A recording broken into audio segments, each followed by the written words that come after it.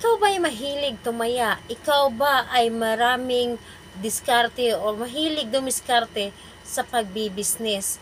At gusto ninyo makahatak ng maraming swerte o gusto ninyo makahatak ng maraming customer?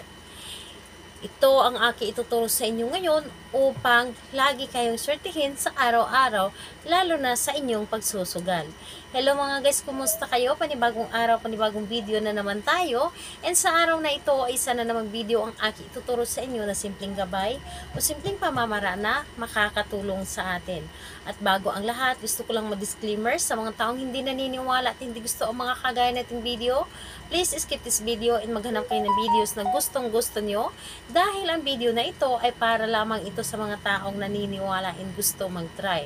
And sa lahat po ng mga nag-comment sa aking mga videos dito po sa aking loob ng aking channel, mag-ingat po sa lahat ng mga nagre-reply sa inyo upang makaiwas po kayo sa scam. So kilala nyo naman ako or kilala ninyo ako paano ako mag-reply sa inyo.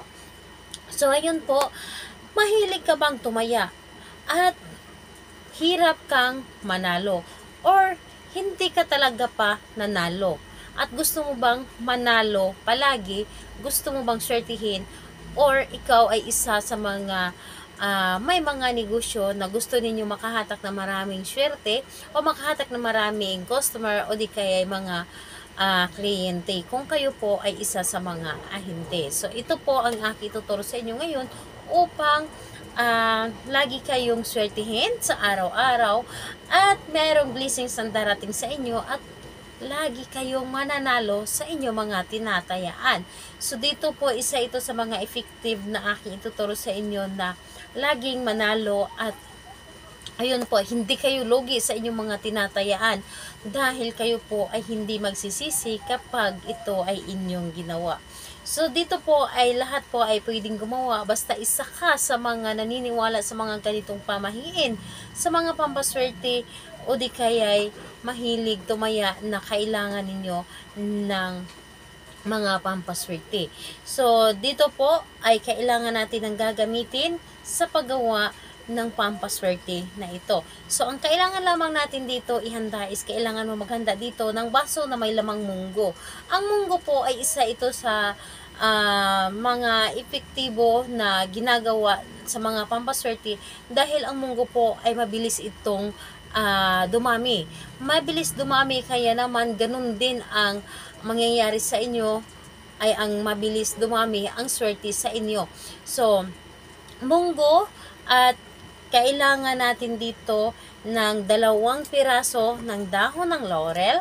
So, ang dahon ng laurel siya po ay isa sa mga blockbuster na nagtutupad sa ating mga kahilingan kung ano man yung mga hinihiling natin, ano man yung gusto natin sa buhay, siya po ay isa sa makakatulong sa atin upang swertihin tayo palagi. And syempre, hindi mawawala ang ating coins.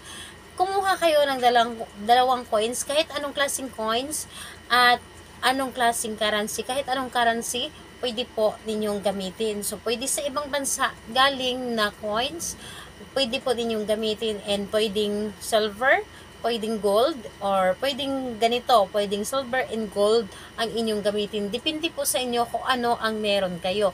So, dapat bago ninyong gamitin ang coins, dapat po ay ibabad muna natin ito sa tubig na may laman or may halong asin or di kaya suka.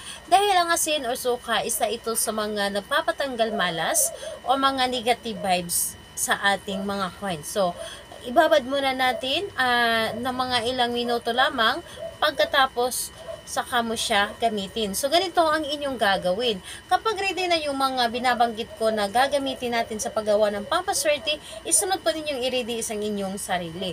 Yes po.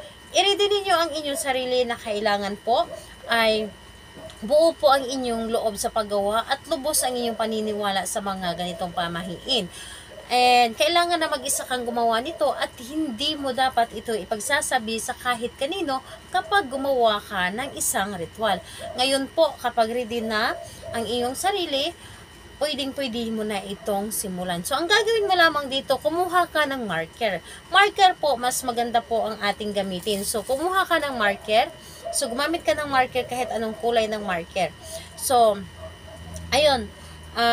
isulat po ninyo dito ang inyong mga kahilingan. Isulat po ninyo dito ang inyong mga kahilingan sa dahon ng laurel. Kung ano man yung gusto ninyo, kung gusto ninyo na manalo sa sinusugalan ninyo or dadami ang customer ninyo, magkaroon kayo ng maraming pera, hindi kayo mauubusan lahat na. Kung gusto, kung ano yung nasa puso ninyo, ang importante ay maganda ang ating intention dito. So, yun po ang pinaka-importante. Huwag kayong humiling dito na ang kinalalabasan po ay yung nasa isip ninyo ay mga negative, yung mga hindi maganda. So, dapat po ay positive and maganda po dapat ang intention ninyo. And pagkatapos mo sulatan dito sa harap po, isulat po ninyo dito yung mga kahilingan ninyo. And sa likod, dito po ninyo isulat yung sa bawat dahon ng laurel, 3 numero na 888.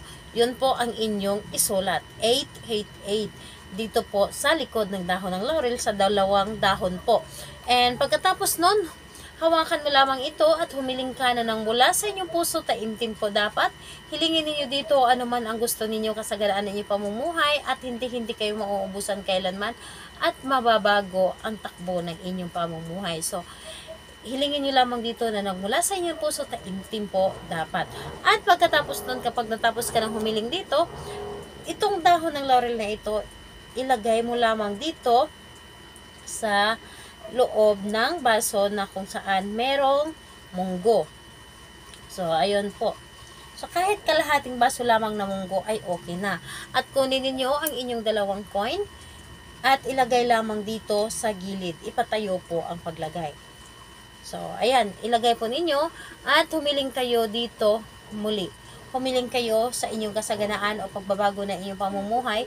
Hilingin ninyo dito lahat-lahat ang gusto ninyo at kailangan na positive lamang kayo at huwag kayo mag-isip ng negative kapag ito ay inyong ginawa. At positive ka lang lagi at maniwala ka sa inyong ginagawa. Siyempre sa iyo sarili mismo. Huwag mo itong gagawin kung wala kang tiwala sa sarili mo. Dahil isa ito or magre-reflect ito sa inyo, kaya naman, kailangan natin dito ang malakas na energy at paniniwala sa sarili mo na ito ay gagana sa inyo, ito ay makakatulong sa inyo. Isa ito sa mga way na mabago ang pamumuhay ninyo.